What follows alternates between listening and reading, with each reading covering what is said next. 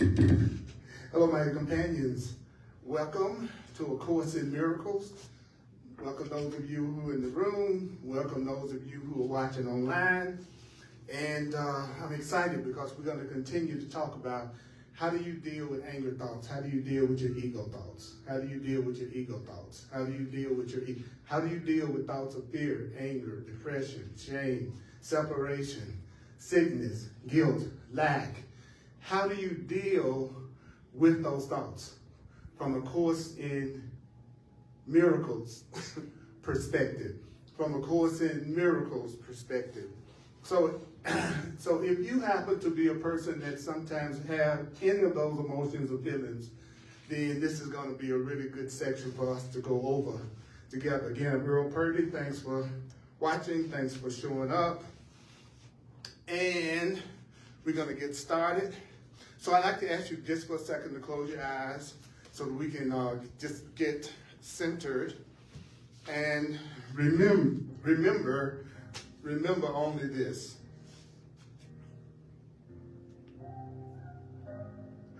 Remember only this. Remember only this. Only remember this. Only remember this. Only remember this. Only remember this. Remember only this. Only remember this. Only remember this. You need not believe the ideas. You need not accept the ideas. You need not even welcome the ideas. Some of the ideas you may actively resist. Some of the ideas you may actively resist. Some of the ideas you will find hard to believe. Some of the ideas you may find hard to believe.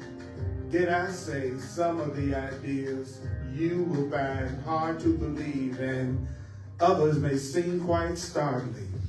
Others, some of the other ideas in the Course in Miracles may startle you. Do you know you are not asked to judge and analyze the ideas at all? You are not asked to judge and analyze the ideas at all.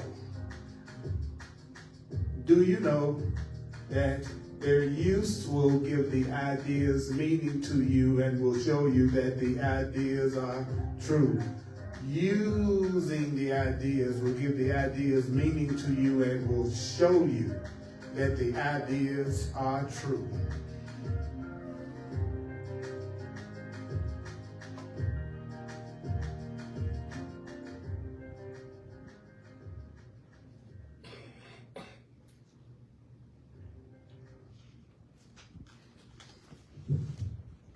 We're going to be on page 44 in the Manual for Teachers. In the Foundation for Inner Peace version, we're going to be on page 44 in the Manual for Teachers. We're going to be doing the section called How do God's Teachers deal with ego thoughts? How do we deal with magic thoughts?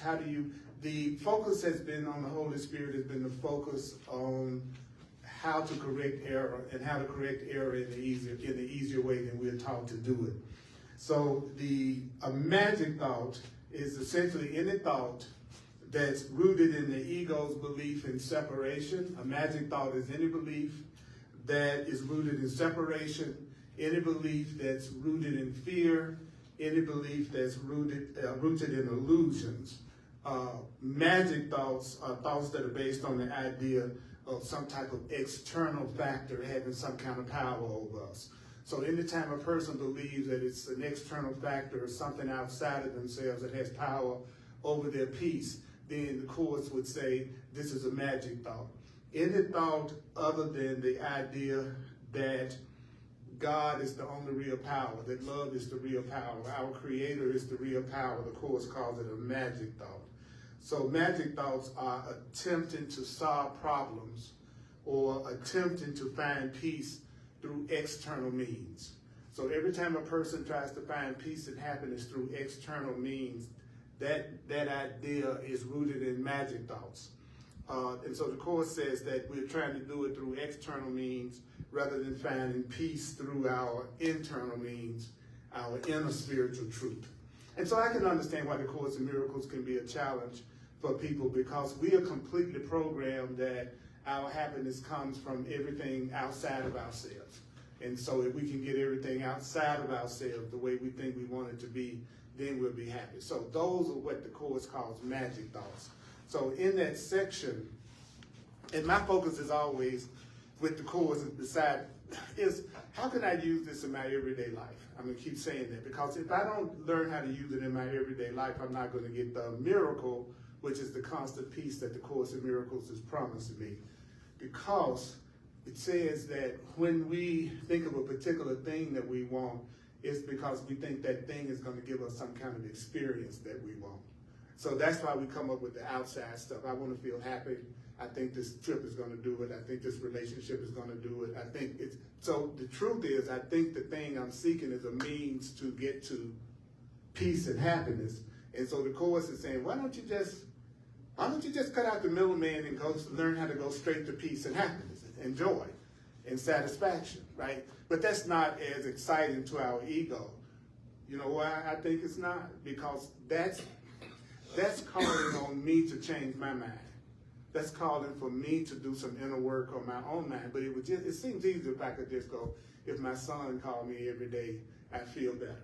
Or if my boss said I was doing a great job. It's just easier to make it somebody else's responsibility to do it. And so, so therefore it's not usually very exciting to people when they hear, okay, my happiness comes from me. But actually, that's the guarantee that we're going to be successful at having it. And that's our guarantee that we're going to be successful at having it more and more and more. And this section, to me, has some really powerful, cool stuff in it. So let's get started. And so paragraph 1 says, how do God's teachers deal with fear thoughts, ego thoughts? Then it says, this is what? This is a crucial question both for the teacher and the pupil. Now, you know the teacher and the pupil is anybody we're working with. Anybody we're dealing with every day is our teacher and our pupil. Everybody is in a teaching, learning relationship. So if this issue is mishandled, then the Course says the teacher of God has hurt himself and also attacked his pupil. So if we mishandle this question of how to deal with the ego, the Course says you hurt yourself. And you're also, it's a form of attack on the other person. And if you're hurting yourself, how do you know when it looks like you're hurting yourself? It looks like you're hurting yourself because your fear is strengthened. So how can I tell when I'm hurting myself? It looks like I'm becoming more and more afraid. I'm becoming more and more angry. So that's how I can tell when I'm starting to strengthen my fear. And this makes the magic, which is the ego, which is the external situation, the thing that's causing the pain and upset, seem to be quite real to both of them. If I'm getting angry with you, obviously what I'm getting angry about is real to me, and the fact that I'm getting angry with you, there's a good chance you're going to get angry and get defensive back. So we're both making it real to both of us. If you can think of a person or a situation in your life right now that you'd like to see differently, it'll make it easier to take advantage of this. And then it says how to deal, and the reason why those of you who wonder why I always work out of the book is because that's the thing I see teachers do the least with the Course in Miracles, is actually work out of the book and work with the book with people. And besides, there's not anything I can say that's going to be more powerful than what this is saying. But I want to help people and support people who want to actually learn the material and hear the material. That's my primary goal. Every teacher has their goal, that's mine. And so how to deal with the ego, how to deal with magic thoughts, the Course says becomes a major lesson for the teacher of God to master. So a major lesson for me to master is how to deal with my ego and how to deal with the ego, how to deal with fear thoughts. That's what a major lesson to master. So, okay, so if that's my major lesson to master is, if a person's major lesson to master is how to deal with the ego, how to deal with fear, how to deal with guilt, how to deal with anger, how to deal with separation. What is your first responsibility? Well, your first responsibility is not to attack anybody's ego and not to attack anybody else's magic thoughts. So my major responsibility is to not attack what you're saying that I may or may not agree with, or I may or may not see as the truth, or what I may or may not see as the ego. My first responsibility is not to attack it. So what does that mean? So when you're listening to the course and you're reading the course, those of you who are doing that, just keep in mind that if you keep reading, the course always explains whatever it is that it's saying. That there's really not, you really don't have to stop and try to figure out what it's saying. In other words, if an ego thought or thought is arousing anger in any form, so if I'm getting angry at what I'm seeing, if I'm getting angry at what I'm hearing, if I'm getting angry at what I'm reading, if I'm getting angry at another person, then I am actually strengthening, the person is actually strengthening their belief in sin, and the Course defines sin as separation, as strengthening their belief in fear. So we think we've been programmed to think getting angry is the way that we get out of the conflict, and the Course is saying the fact that I'm getting angry and attacking what you're saying is actually strengthening the separation and strengthening the conflict. That's why have you ever seen some people that they argue all the time? They're arguing all the time because they're strengthening each other's belief in separation. Why? Because they're attacking what each other is saying. They're constantly attacking each other and what each other is saying. So the Course says if you are getting angry, then you can be sure that it's strengthening your own belief in sin, which is separation, and it says that means you have condemned yourself. So let me hear this. Okay. How to deal with the insanity that I see all around me. That's my major lesson to learn. My first responsibility is not to attack it, because if it's arousing fear and anger, then it's strengthening my belief in separation, and it's me condemning myself.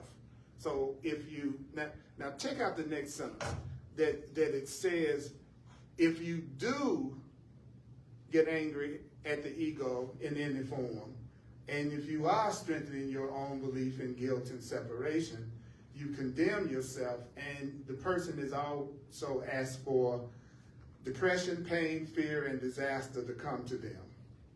That's a powerful sentence. So not only am I condemning myself, I'm asking for depression, fear, and pain, and disaster to come to me if I'm attacking your ego thoughts, or I'm attacking my ego thoughts, or I'm attacking somebody else's. Why? Because I'm losing my peace. I'm going into separation. I'm going into anger. I'm going into guilt. My thoughts, feelings, emotions, and beliefs create my perception and create my reality. So actually, I'm asking for pain, depression, and fear and disaster to come to me in my mind. So I don't always pull off not getting upset about what I see somebody else doing, but what I am doing most of all is trying to remember to move in the direction of not getting upset and attacking what other people are saying and what their ego is saying or doing. So what would be a good way for me to do that? A good way for a person to do that would simply be to breathe, pause, be quiet, and not say anything.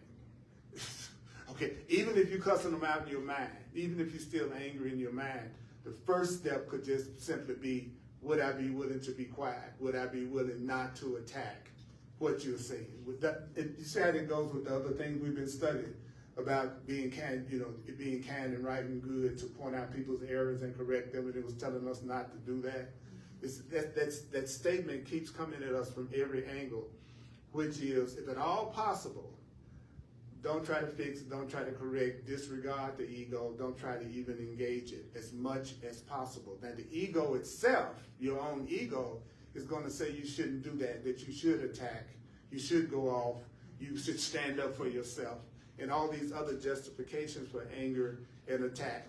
So the Course is saying to us, no, actually, then you're just asking for pain and fear and depression to come to you, and you're condemning yourself. So let you remember then that it's not this that you would teach, that I should condemn myself, that I should attack what everybody else is saying, and it is also not this that I would learn. So whatever you teach, you're learning. Whatever you're demonstrating, you're learning. So in that first paragraph, that has some pretty powerful statements.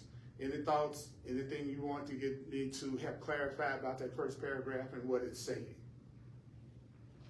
It's pretty clear. Here we go. A crucial question in this issue is to not hurt yourself.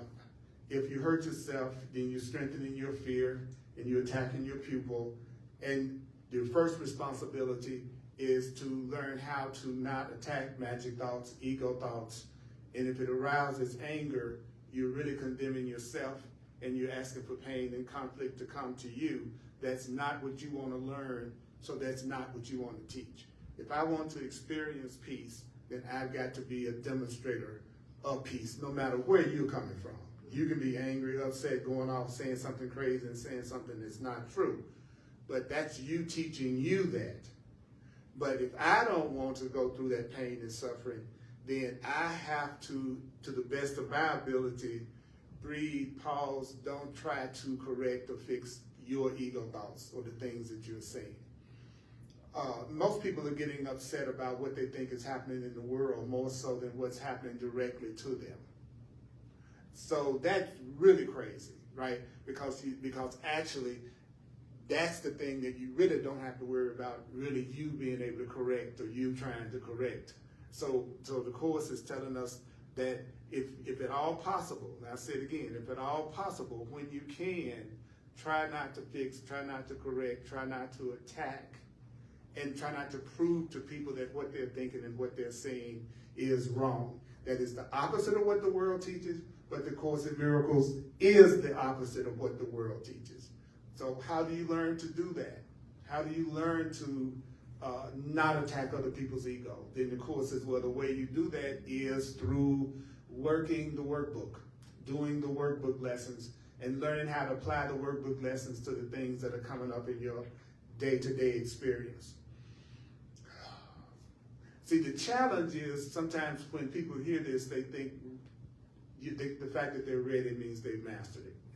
And the Course is saying to us, no, just because I'm telling you at some point you're not going to be attacking ego thoughts and you're not going to be getting upset about what people are saying and doing, does not mean you can do that today just because you heard that that's what you're going to eventually be doing.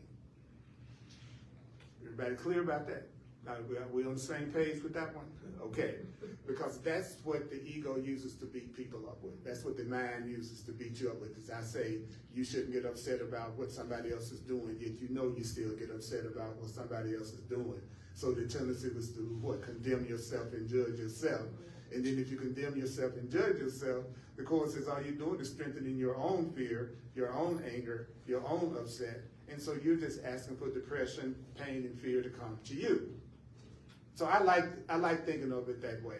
I don't want to ask for pain, depression, and fear to come to me. So I'm much more likely to focus on doing this when I focus more on how it's going to be protecting me and creating peace for me at first. Then I'm probably going to be thinking about how much it's going to benefit you.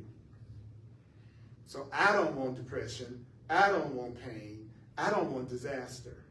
So I want to stop condemning myself. And you're telling me that all I have to do to keep that from coming to myself in my own mind is to stop getting angry and upset about the things that you are doing, the things that you're thinking, the things that the ego is saying. And that includes my own ego. I got to stop also giving so much power to my own fear or my own ego thoughts. Why? Because this is not what I want to learn, so this is not what I'm going to teach, and this is not what I'm going to demonstrate. The Course teaches that to teach is to demonstrate.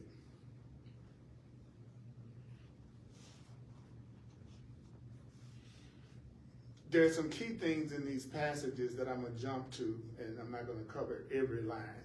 In the next paragraph, it says, there's a temptation to respond to magic. There's a way to respond to the ego that reinforces it, even though it's not obvious.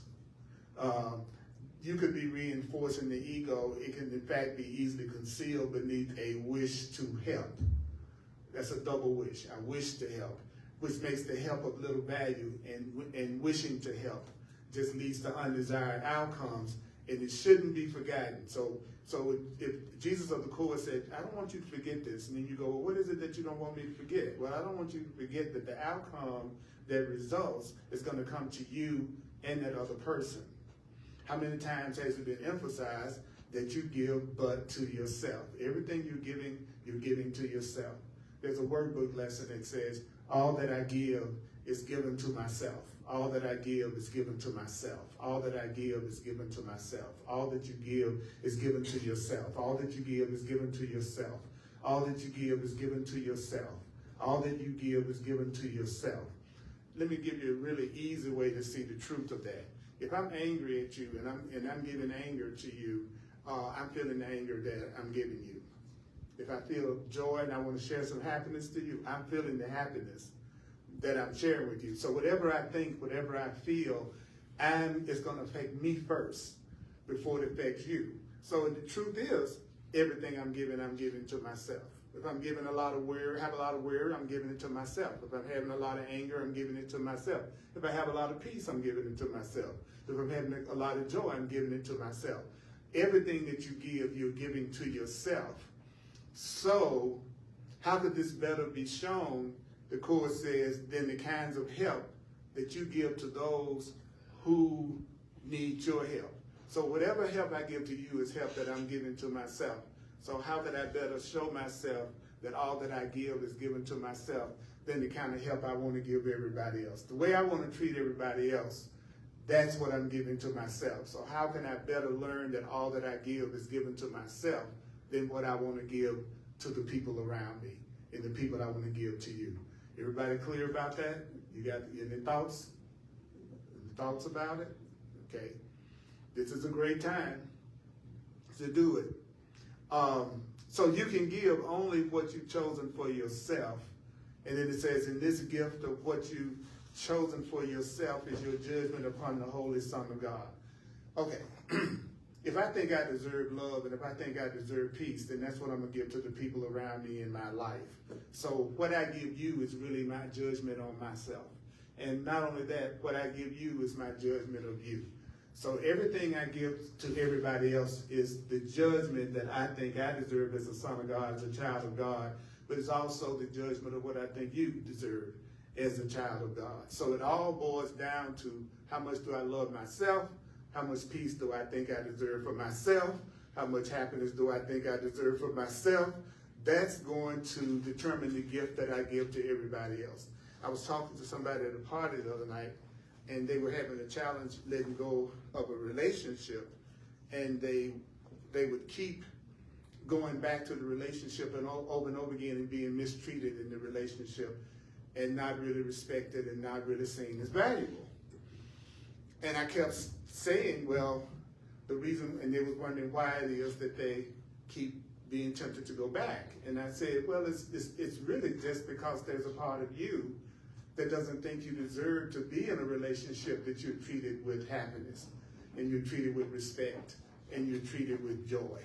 So because you don't feel like you deserve to be treated right, then you're going to continue to go back to the person who appears not to treat you right. So it really doesn't have anything to do with them. The reason why you get tempted to keep going back is your judgment on yourself is that you don't deserve to be in a relationship that you're respected in, loved in, and cherished in.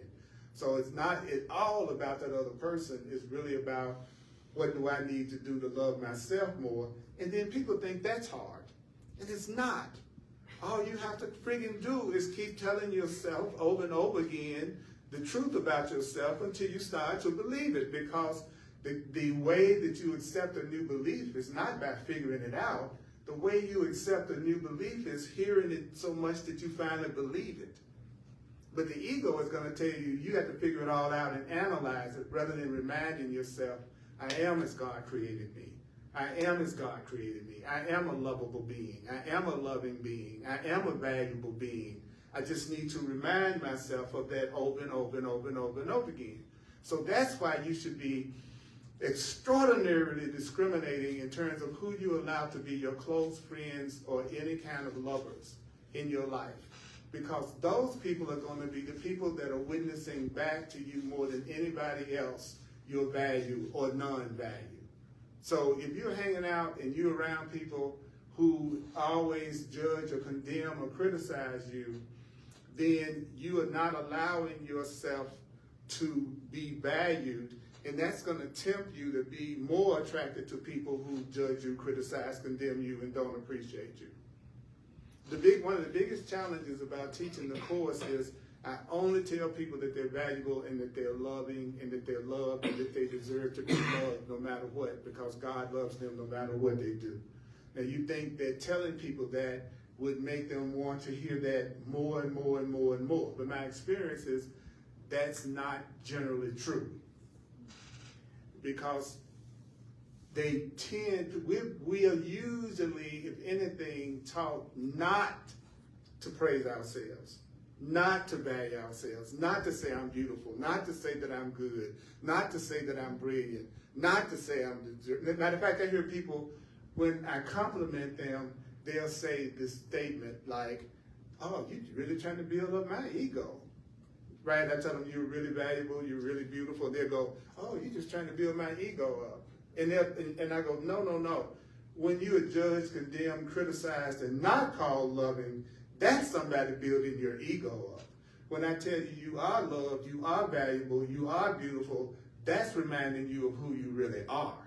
So I'm not building your ego up. The people around you that are not appreciating you and you choose to be around that don't appreciate you, and those people you seek that don't want you, or those things that you seek that don't want you, that's building your ego up. That's building your insecurities up. That's building your fears up. So Spirit is saying right here, the gift that you choose to give other people, that's the gift that you're choosing for yourself. And that's also your judgment on the child of God, which is your judgment on yourself and your judgment on the other person. Your family, you absolutely sometimes look like you have to deal with them, and it looks like you don't have any choice, but you do. But certainly your friends are your choice. Certainly those people that you choose as friends or you choose as partners, now that's totally your choice. So ask yourself, am I going to be in relationships that help reinforce the idea that I deserve to be loved, which means I set boundaries for myself, which means I just won't accept some behavior. I just won't accept some treatment. I deserve to be treated with love. I deserve to be treated with respect. And because I love myself, I don't see that happening in this friendship or this relationship. And so therefore, I'm not going to continue to invest in that, because it's going to increase my fear, and it's also going to increase my willingness to be mistreated by others. Did you hear that, Earl? Yes, I heard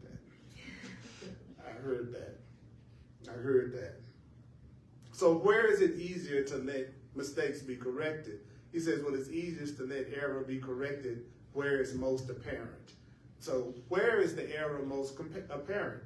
It's wherever you're feeling the most fear, the most anger, the most upset. So wherever you're feeling in your life right now, the most discomfort or lack of peace, that's where the separation from love and peace is most apparent.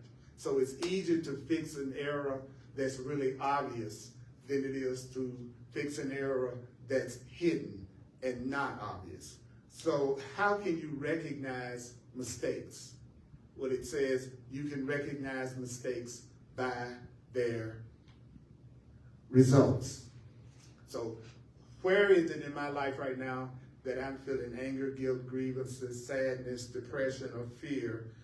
That is the area of my life where I need to have my errors corrected, right? So the Course then says, a lesson truly taught can lead to nothing but release for teacher and pupil who have shared one intent. What does that mean?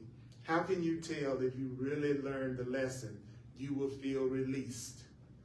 You will feel released from the anger. You'll feel released from the fear. You'll feel released from whatever is upsetting you. You will feel released. If you're following along in the book, you'll see as I'm reading it that it's telling you exactly how to tell where you are and how to get out of it. So it's already told us if the lesson is true to taught, it's just going to lead you to release. And that release could be as simple as me releasing myself from that fear, that ego, but also might mean that I'm also literally releasing you. Releasing you to your peace. Because once you get it, it's not your job to fix or change anybody. You don't really have any choice but to let a person be. But what is the greatest spiritual lesson? How much I can let people be. The more unconscious a person is, the more they're trying to control others, and they're giving others scripts that they need to act out in order for them to be happy. So the Course says that you can have release, you can have the healing, but if you look at the second part of the sentence, it says, lesson true to taught can lead to nothing but release from teacher and pupil who have done what? Shared in one intent. So what does that mean? It means that you can only have attack. Attack can only enter a situation. Anger can only enter a situation if perception of separate goals has entered. So how do I know that me and this other person don't have the same goal? Because when you and the other person don't have the same goal, that is the reason why there's the anger. That is the reason why that's the problem. Because you no longer have the same goal. I was telling some people that were asking me about this the other night. If two people that are adults and reasonably sane want to have peace in a relationship, no matter what the situation is, and they really want to, then they will be able to have peace in that situation because they'll be willing to do whatever's necessary to have peace in the situation, which is simply not attacking each other, not going off in anger and attack on each other. So the Course is saying whenever there's attack, there's separate goals. Whenever there's anger, we don't have the same goal. We just lost sight of the goal. So what do we need to do? We need to get clear what it is that we want to come out of this situation, what it is that we want to happen in this situation. And one of the interesting questions that I'll ask people who are in relationships when I'm counseling them is, what do you want to come out of the relationship? What is the relationship for? What is it you want to achieve? And most people have no idea. It's almost like that's the most baffling question you can ask them is, why are you together? What is it that you all want to accomplish in the relationship? Most people just get in relationships because there's an attraction and then hope it goes the way they want it to go. They don't actually have a purpose and a goal in the relationship. And they don't realize that it's their pattern that's probably attracting them to the person in the first place. That it's not really love that's attracting them. It's their pattern that's attracting them. So if they don't have a clear-cut positive goal set at the outset, then they can't judge whether the relationship is progressing or not.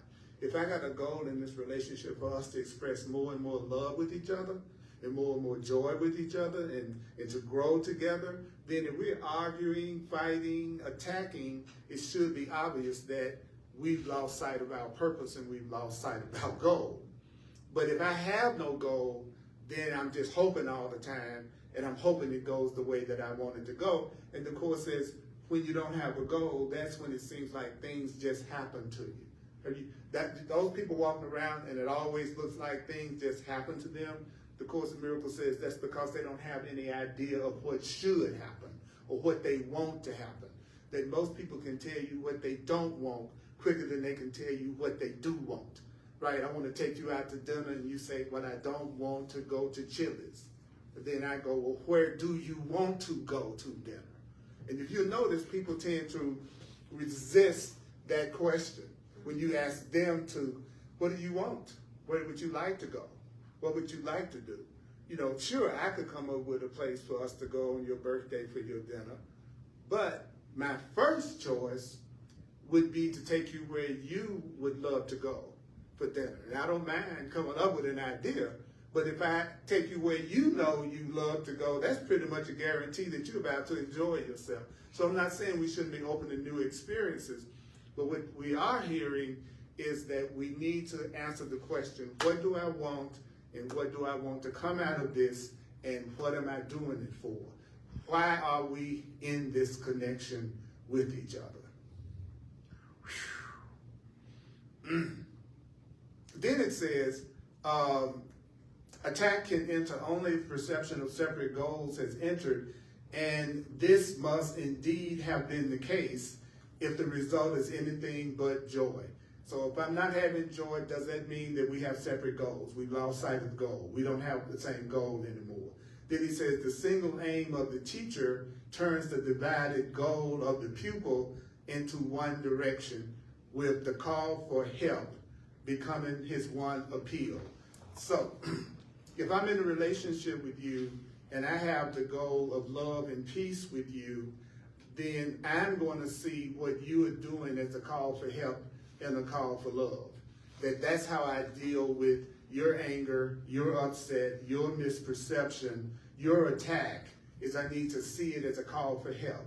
Because to a teacher, that's somebody that's trying to demonstrate the truth, then they recognize that no matter what that person is saying, no matter what that person is doing, what they're calling for is the truth. They're calling for help. They're calling for guidance. They're calling for love. That's what they're really doing.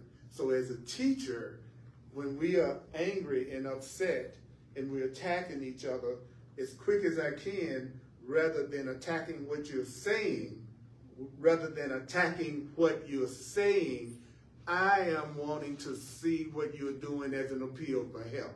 So I'm working on seeing what you're doing as a call for help. I'm not caught up into what you're angry about and what you're saying that I don't necessarily agree with or that I'm upset, because if I join you in the upset, then now we're condemning ourselves and we're asking for pain and disaster to come to us because we are just projecting attack because we got separate goals with each other. And also I'd like to share with you, if you choose to get in relationships with people who have no interest in the truth in any kind of way, and they don't practice the truth any kind of way, but you're still insisting on being in that relationship, then you put yourself in a position where you're the one that's going to constantly have to be the one forgiving, and you're going to be the one that has to make decisions for both of you. Are you clear about that?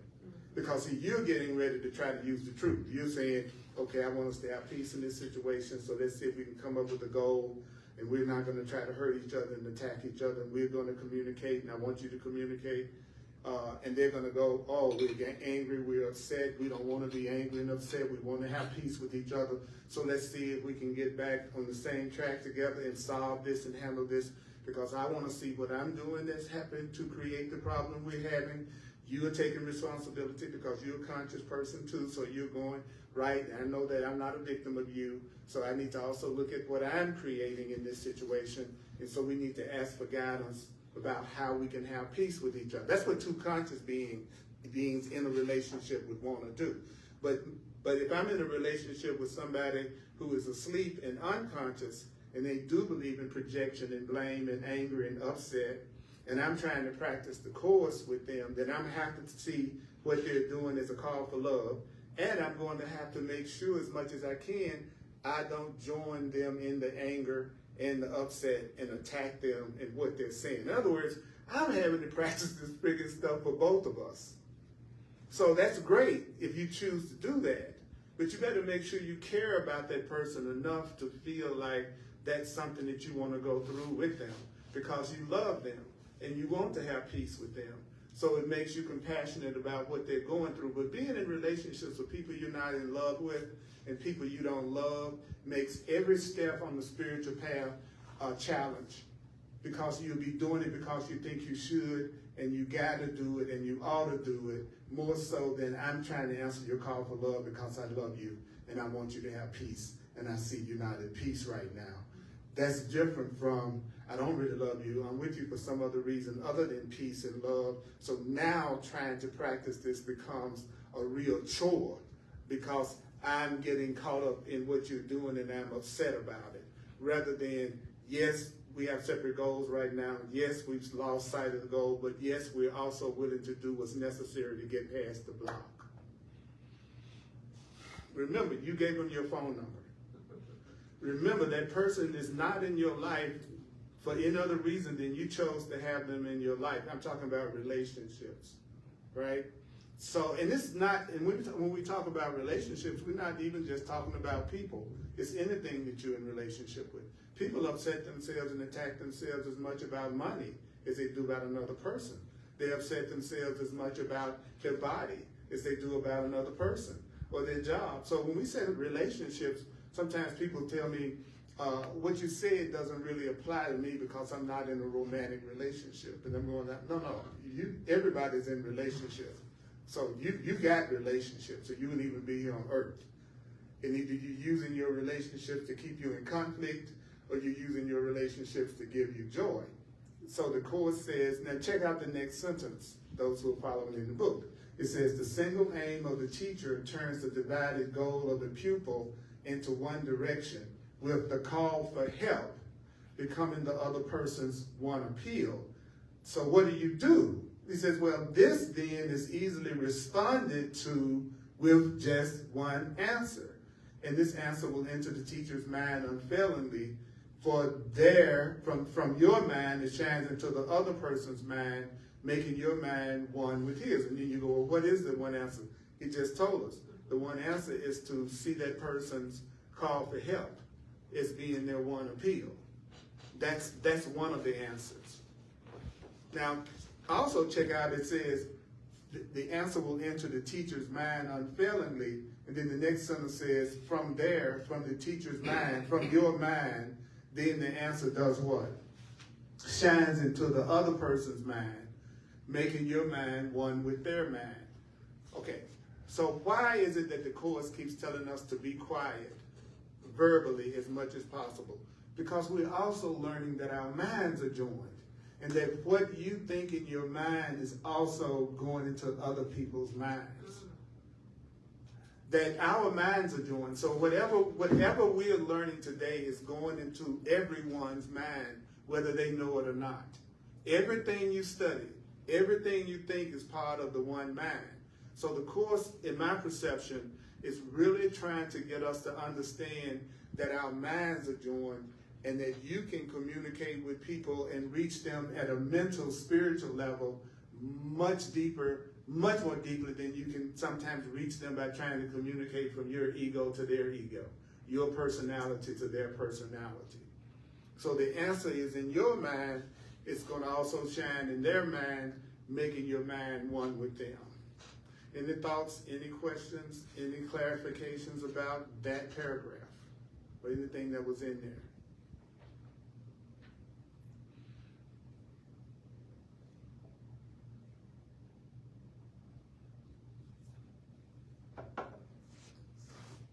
Okay, all right, great.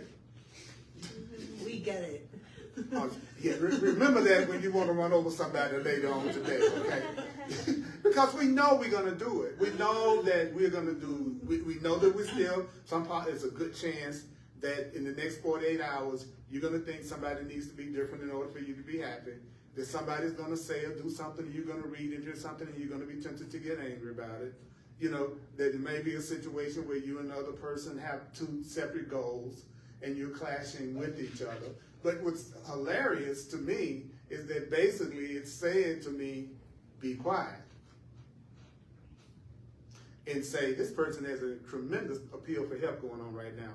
They're having a really big call for help right now. They're having a really big call for love right now.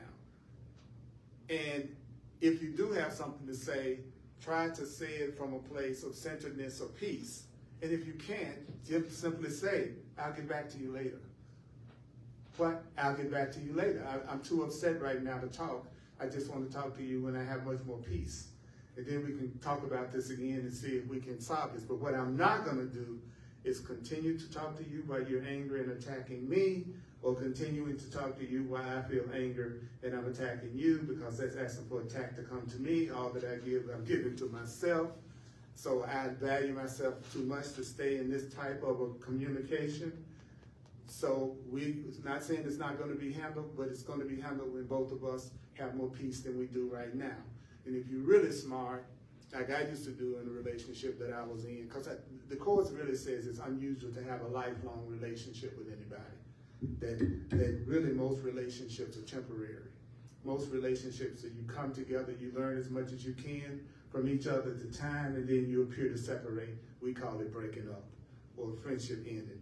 Do you know our temptation is to judge ourselves and say, I'm not really good at relationships because my relationships don't seem to last a long time. That's normal. Do you think, would normal be something that happens a lot? Okay, so do you see people separate more than you see people stay together for a lifetime?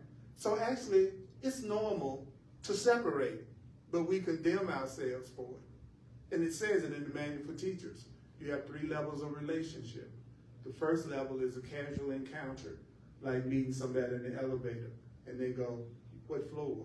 And then they push the button for you. He says that's a holy instant because for just that second, you all had a common purpose, right? Then it says the second level of relationship is you come together with somebody, you all have an intense teaching, learning, he calls it an intense teaching, learning relationship. He says, and then you appear to separate, which is what most, in my life, that's what I've seen most relationships be with me, for me and everybody that I know, is they get with somebody, whether it's a friendship or a lover or whatever, and they have a very intense encounter with each other, might last a while, and then they appear to separate.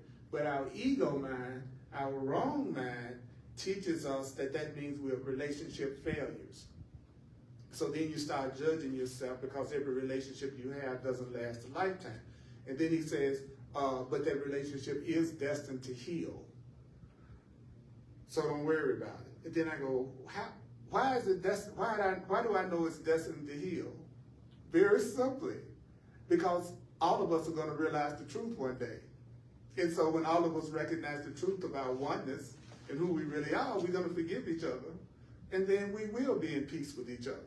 So everybody is destined to actually heal with each other. But you might be in a relationship where you've learned as much as you can with each other right now. So how can you tell when you've learned as much as you can with each other right now, but you're still sticking in the relationship for too long? It is it's the amount of pain you're going through. That's how you know. If it's just full of constant pain, constant upset, and you've done everything you know to do, and y'all still continue to have constant attack, constant pain and upset, then you've learned as much as you can from that person or situation right now, but you are refusing to separate. And so now you're going through the pain of having separate goals, but staying together anyway. And the question is about that. Okay, then the third level relationship, he says, is a lifelong relationship. And then he says, but the Course says, but that also means it could be a situation where you don't like each other for a lifetime. That just because you're together for a lifetime doesn't necessarily mean that you're going to get along with each other. But what that person is doing, do you know what they're doing? That other person is, that it looks like good relatives are a good example of that. Parents are a good example of that. Well, in those relationships, the Course would say you're giving each other unlimited opportunities to learn and forgive. Children do that, parents do that, relatives do that. What are they doing? You all are giving each other unlimited opportunities to get your act together and really learn how to care about each other and to forgive each other. So those are the 3 levels of relationships. And what I want to invite you to do is stop judging and condemning yourself and thinking that you are not good at relationships and you can't have relationships just because you separate from each other.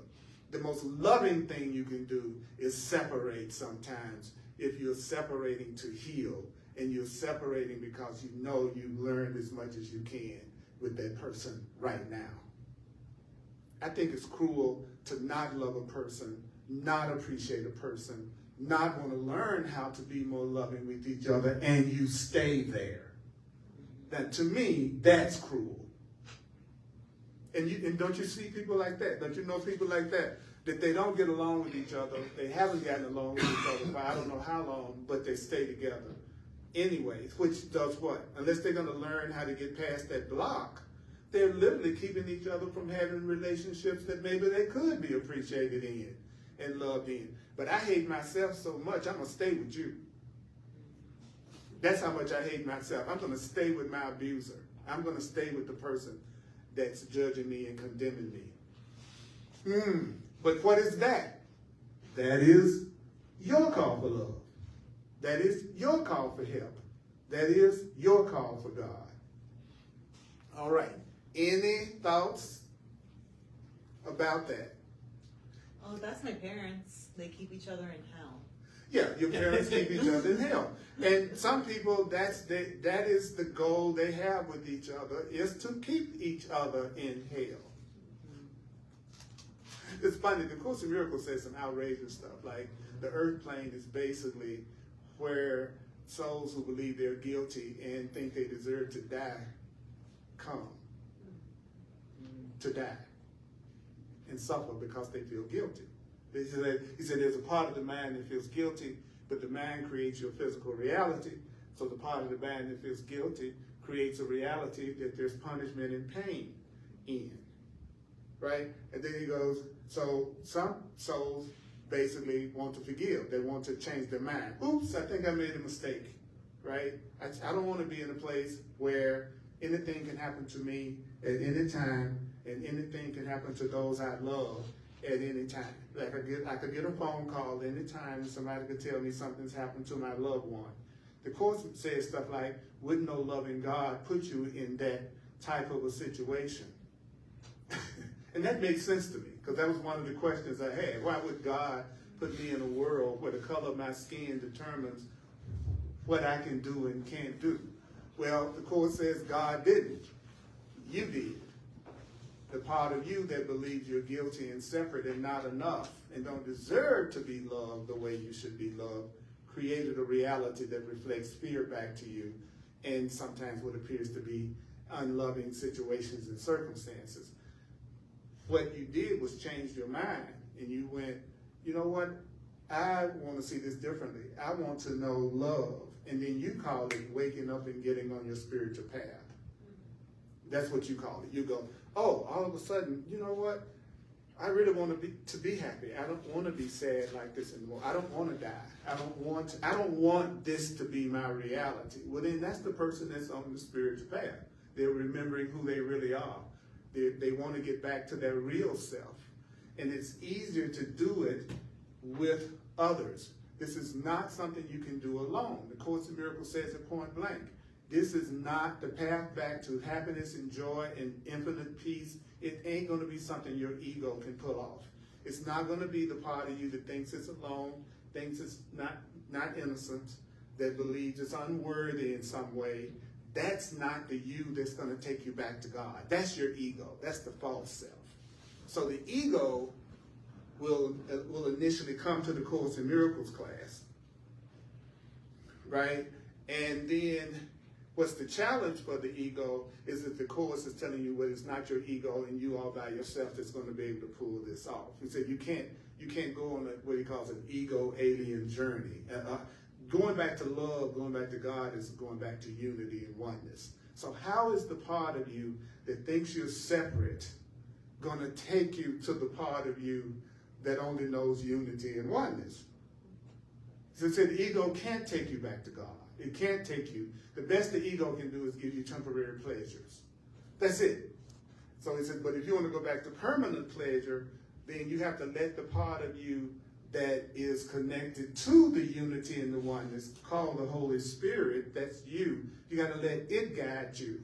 It's the bridge to get back to the real joy and the real happiness that you want. And so I understand why people have a challenge with the Course. I understand why it's hard for people to consistently come, because it's asking you to do less, not more. It's asking you to actually do less. Like, if you notice, what did it say? It started out by saying, you know, hey, what I want you to do is to recognize that you got to join with the other person and have a goal that's the same.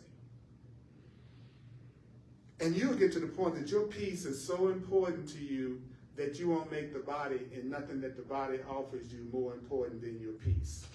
At the beginning, when you're asleep, then it's all about the body. Something the body does, what it gives, how you can experience it, how you can express it. That's why so much focus put on the body all the time. Because people who are asleep believe that it's all about how you physically look and what you physically have that determines your value. So all the focus is on the external. But when you start to wake up spiritually, you realize that what's important is the content of a person, what their purpose is, what they believe, what they want to do. Because they got a body. So you don't have to make the body the big deal, because everybody is pretty much going to have a body that you're going to get to know. So don't worry about the body. Worry about, is that joker going to be something that's keeping you going through hell all the time at your request? Like have you going through conflict all the time? You bored all the time. You don't feel excited. You know, what's the content of the relationship? What's the content of the person? That's what becomes important as you begin to wake up spiritually. Because you got the body. The body's going to be there. It's not saying you can't enjoy the body. It's just no longer is the most important thing.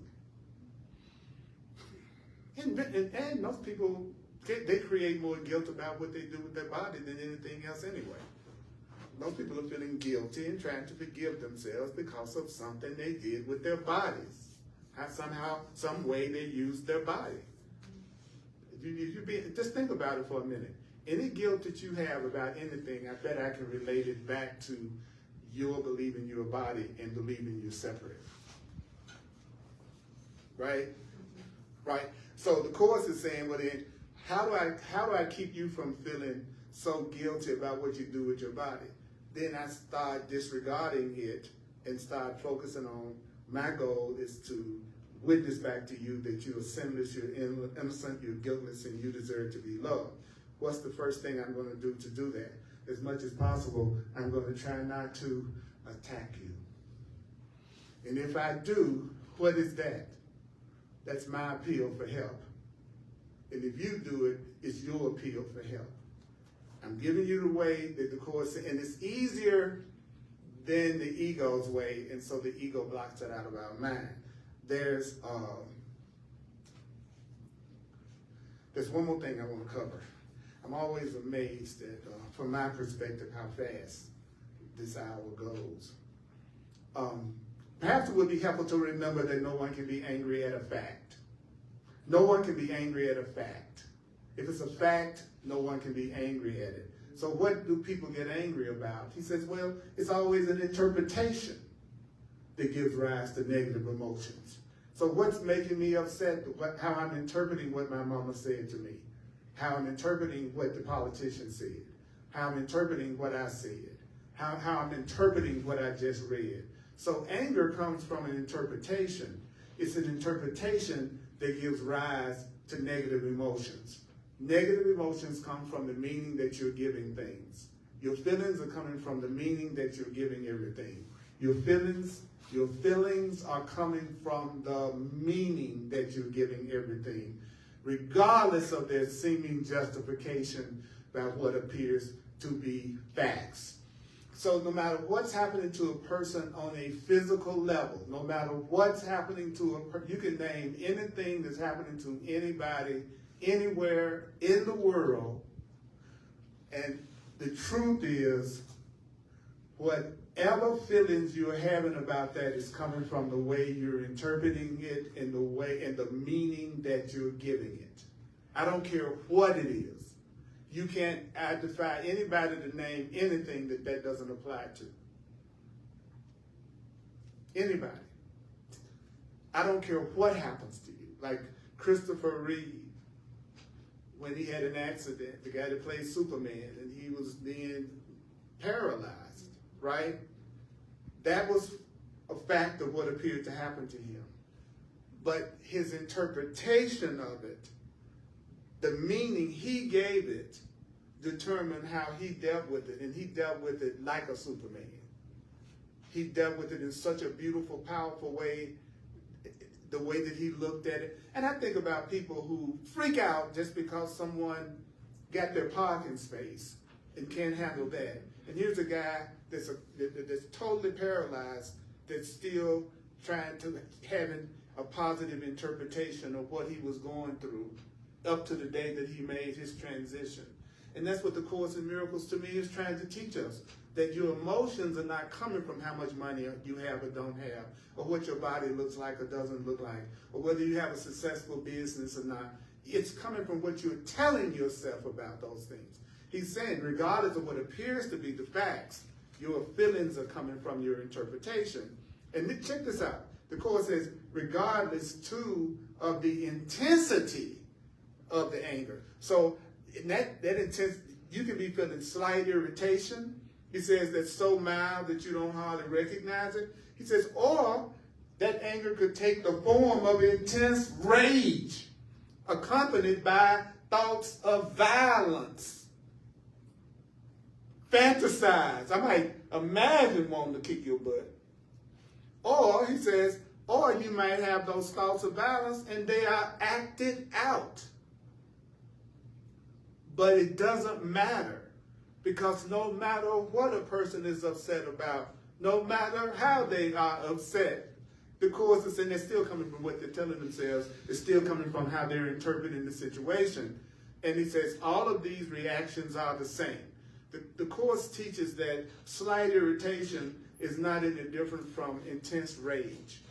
Then the person would say, well, why is that no different? It seems like there's a difference between mild irritation and intense rage.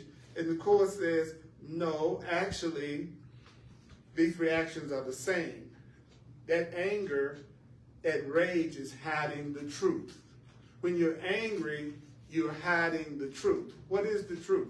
The truth is that the way I'm feeling right now is coming from my interpretation.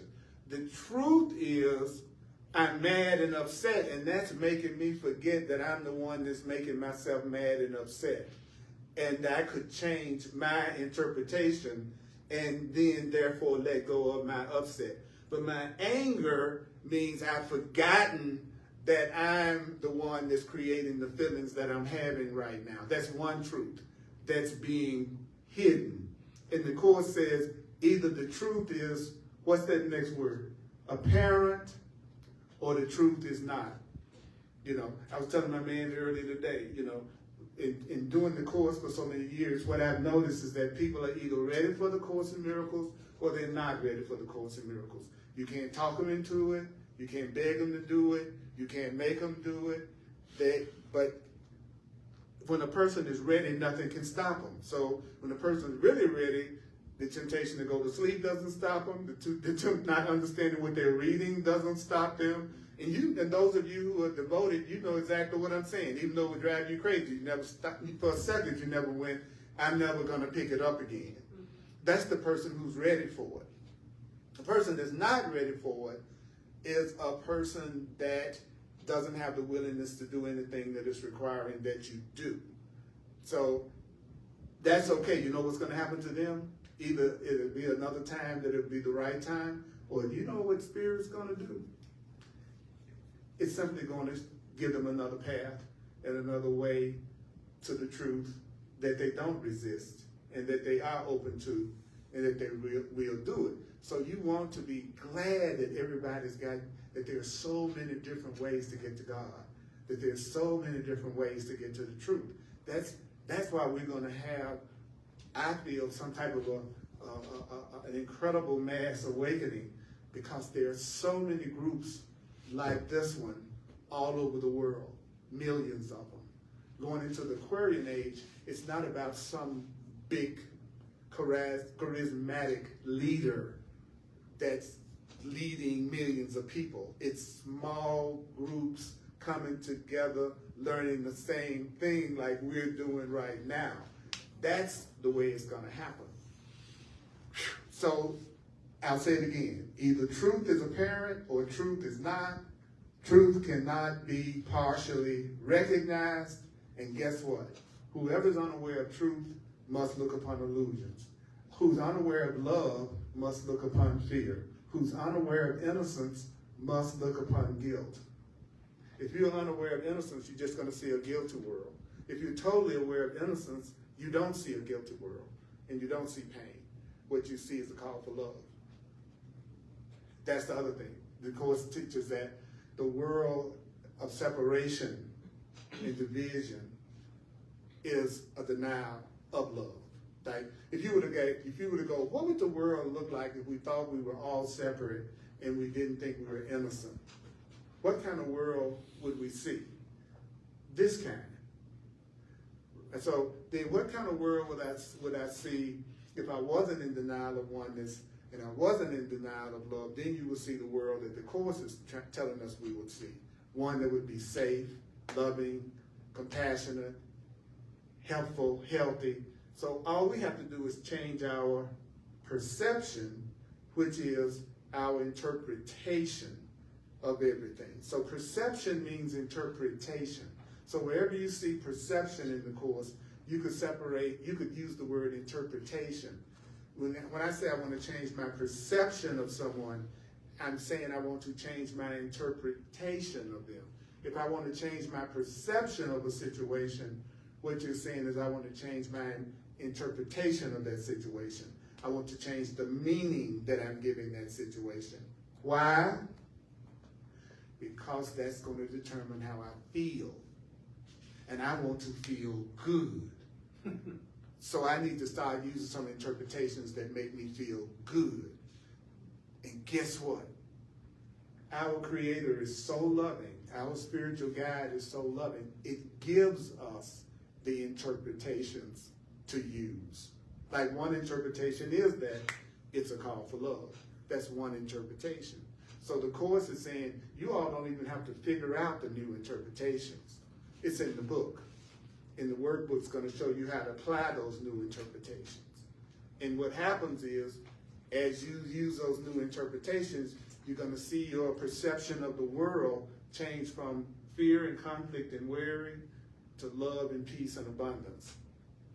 That's how you do it. Now notice, there was nothing about what I just said had to do anything with you telling somebody else or making somebody else do something different.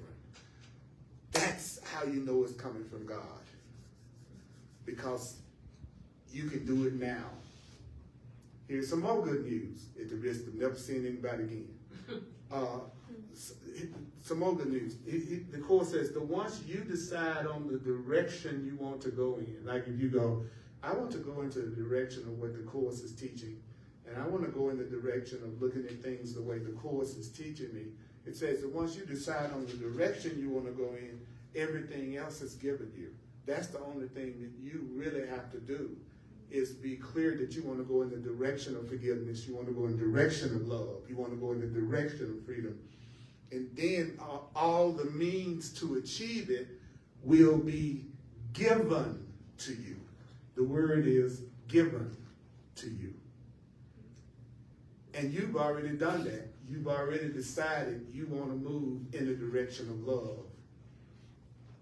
So why do I need to study the book? So that as I go through the changes that I'm going to go through in order to move toward love, I'll understand what's going on, because the Course in Miracles is going to tell me everything that I'm going to experience on the way to transformation, so I won't freak out and I'll know exactly what's happening to me. That's one of the main reasons you want to read the material, because it literally tells you all the stages that you're going to go through in your achievement of the goal of joy and peace and happiness.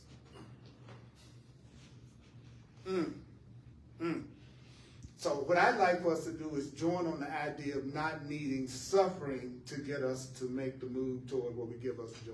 Suffering is the primary motivator that most people use. They have to suffer to the point that they say, I've had enough, I can't take it, I'll try anything to make this better. So we can be proactive together and saying, hey, I know I got an ego, I know it's going to try to block me, I know it's going to try to make me go unconscious, but I'm going to join with others on this goal together. And that's what I would like to have, and what I'm asking for, especially here in person, is community. It's for us to come together as community to practice this. That's why I'm working out of the book so much, because I literally want to weed out people who don't want to really do this, so that those who do, we can move a lot faster together while being totally open to new people coming and going as they need to go. But you have to ask for what you want. And I want to have people who want the truth in the course as much as I do. And they're willing to join to do it, because it's in the joining that the miracles happen. See, the people don't know that if they're joined on the purpose of healing and forgiveness, that we will see situations and circumstances healed in all of our personal lives, because we came together with the purpose of love and peace. And that's why you are just treasures. That's why you are so valuable. So because when we come together, he says, two people sharing the same idea equally, the Course says, then what they want becomes the will of God. So it's nothing more important than us joining. Our understanding is not what's important. What's important is remembering and joining. Remembering that I'm angry right now, and I'm angry because of an interpretation that I'm having. And so my anger is hiding the truth from me right now, because my anger is making me think I'm a victim of what's going on. That's why I'm mad. My script isn't being acted out. Rather than I'm mad because of the way I'm describing this to myself. I'm mad because of what I'm telling myself about what you did. That's what's really creating my anger. But guess what? My anger is my appeal for help. It's my request for love. So I'm still not going to beat myself up. And I need somebody to remind me of that, because that's not what people in the world are going to say to me. And that's what makes us priceless to each other. And everything I'm saying applies just as much to those of you who are watching. We are one community, and it's time for us to join together and go deeper into this truth together. So I'm putting a call out to everyone who has reached their limit, wants to actually study, be devoted, go deeper into this and do it. I want to work with you and do that. I want to take 44 years studying the course and be used to save time. He says that's the purpose of a relationship, is to save time. So I'm going to stop here. All right, so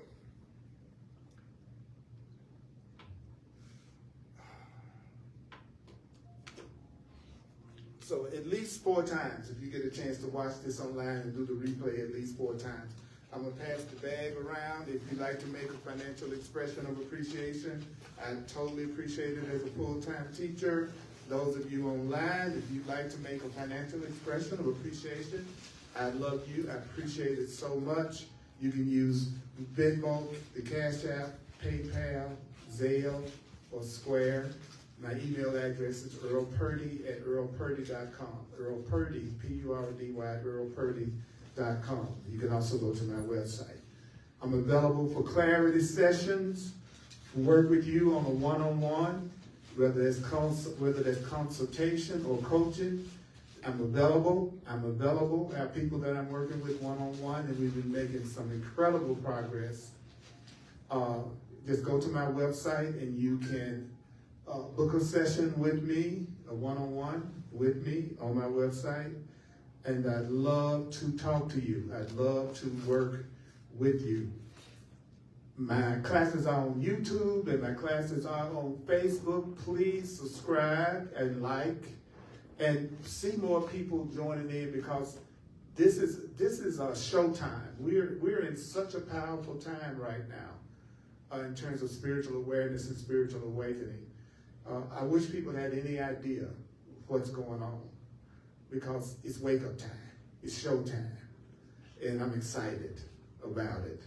So thank you for checking out my classes. Thank you for all the wonderful comments and emails I've been getting. Thank you for the people who've been reaching out to me from all over the world. Sometimes I get freaked out in terms of some of the places that people are getting in touch with me from. Makes me feel really good, because I really want to be helpful. Really want to be helpful. So mighty companions, what's your major responsibility? What he said the major responsibility was, our major responsibility is to try not to react with anger about the ego and what the ego is doing. Breathe, be quiet, if at all possible, and then give what you want to receive in that situation, and then watch some miracles happen.